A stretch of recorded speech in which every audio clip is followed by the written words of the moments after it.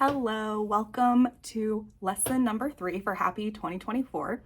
So today we're going to talk about feeling and enjoying your happy goals. So discomfort is kind of inevitable, but it's also important. I know that that seems counterintuitive to a challenge that's all about happiness and fun, but just think about all the logistics that we talked about in yesterday's lesson and that we need to accomplish to get something done. The most important moments of my life, my biggest accomplishments, they didn't feel fun and happy the whole time. They were uncomfortable. I felt anxious, stressed, and angry on the way there. Whether you're getting married, having a baby, writing a book, jumping out of a plane, it's definitely not happy rainbows the whole time. It's definitely uncomfortable. And there is this feeling of release and joy and accomplishment at the end, or at least looking back. But we can also have it during. That's the joy, that's the fun. So I want to warn you that, like I mentioned in passing on the very first day, self-care is a state of being in a comfort zone, and happiness is a state of taking action.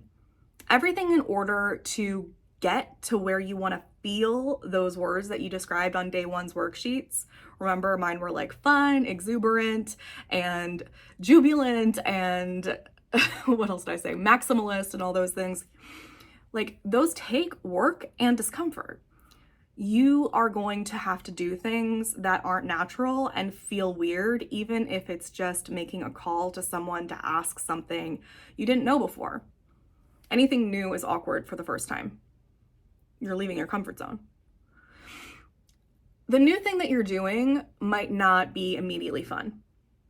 You might have to get past a threshold. Maybe it's moving past a state of nervousness to get yourself to a new environment, like going to a new studio or getting on a Zoom call. And you're worried about what it's going to look like in there, who will be there, or what people will think about you. Maybe it's building a skill, like learning a new song and you don't know the notes yet. It will be more fun to play the notes once you're in flow, but right now you have to learn what order everything goes in. Or maybe it's just getting going, getting started, the inertia of starting. Part of having fun is trying to not rank this state, like this state over that state. Maybe it will be more fun when you know all the notes or you're comfortable at the new studio.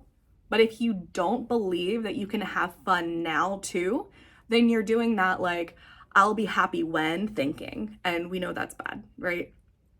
Remember that this part has merits. And we'll always look back on this part with fondness. What was it in The Office? Andy said, you never know that you're in the golden ages until you leave them. Think back to the beginning part of something that you now know really well. A relationship, a job, a skill.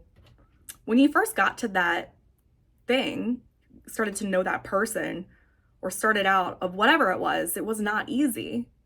It was new territory. When people first have babies, it's definitely not easy, right?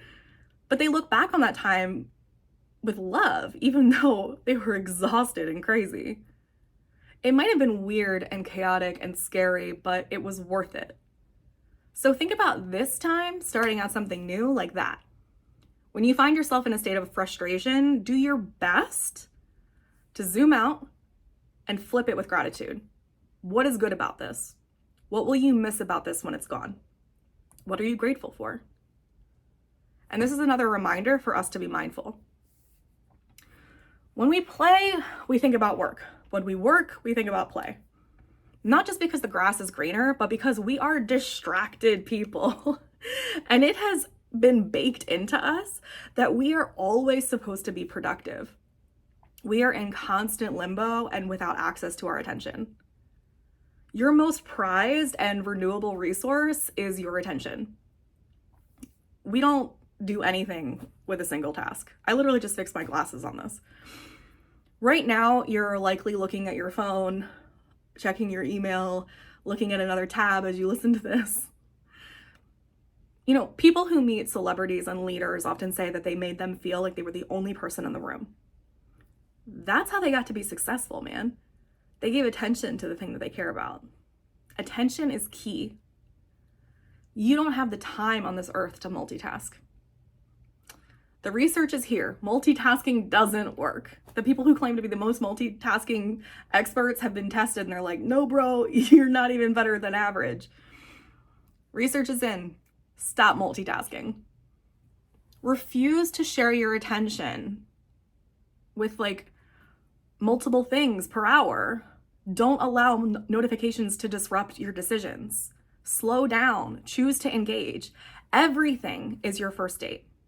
Give it your all. Go deep instead of wide with your attention. One way to do this is to put in speed bumps.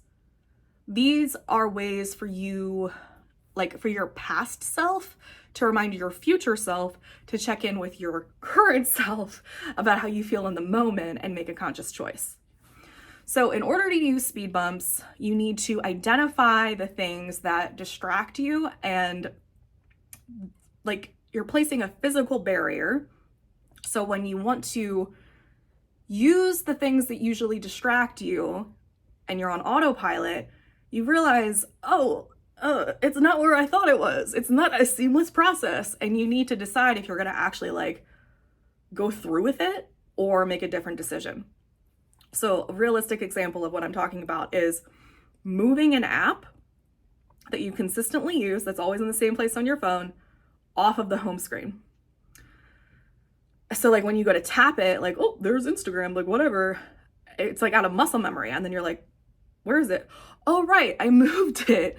And then you have to decide, am I going to give in and go to Instagram? Or the reason that I moved it is, right, Mary, you're addicted to Instagram. So are you going to give in and go find it on Instagram? On the, are you going to type it into your phone and find it?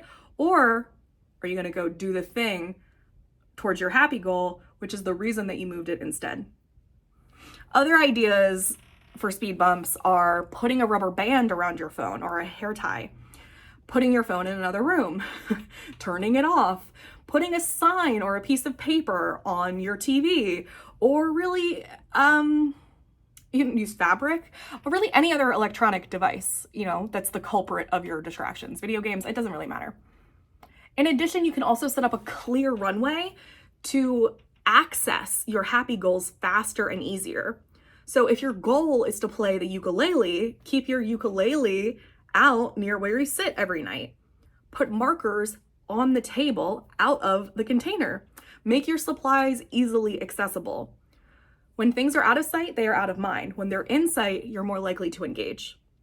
Tonight, we're going to talk about in the group coaching how to stay mindful, savor moments, how to plan ahead to make each experience the best that it can be with enhanced add-ons, and how to reflect after each experience for greater clarity.